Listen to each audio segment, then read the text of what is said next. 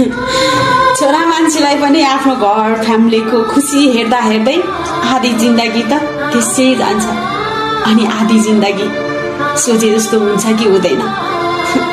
कति गाह्रो छ है। आफ्नो देशमा त दुःख गर्यो तर अर्काको देशमा पनि गएर कति धेरै दुःख गर्नुपर्छ उनीहरूले।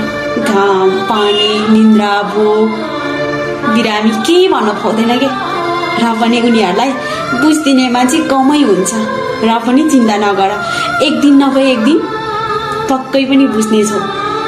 कसैले न कसैले तिम्रो लागि बुझिदिनेछ, कसैले न कसैले तिम्रो लागि धेरै माया गर्नेछ। त्यही भएर दुःख गर्न नछोड, आफ्नो खुट्टामा आफै उभ, आफ्नो फ्यामिलीलाई खुसी राख।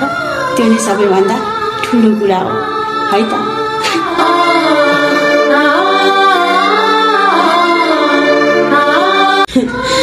छोरा मान्छेलाई पनि आफ्नो घर फ्यामिलीको खुसी हेर्दा हेर्दै आधी जिन्दगी त त्यसै जान्छ अनि आधी जिन्दगी सोचे जस्तो हुन्छ कि हुँदैन। कति गाह्रो छ है। आफ्नो देशमा त दुःख गर्यो तर अर्काको देशमा पनि गएर कति धेरै दुःख गर्नुपर्छ उनीहरूले।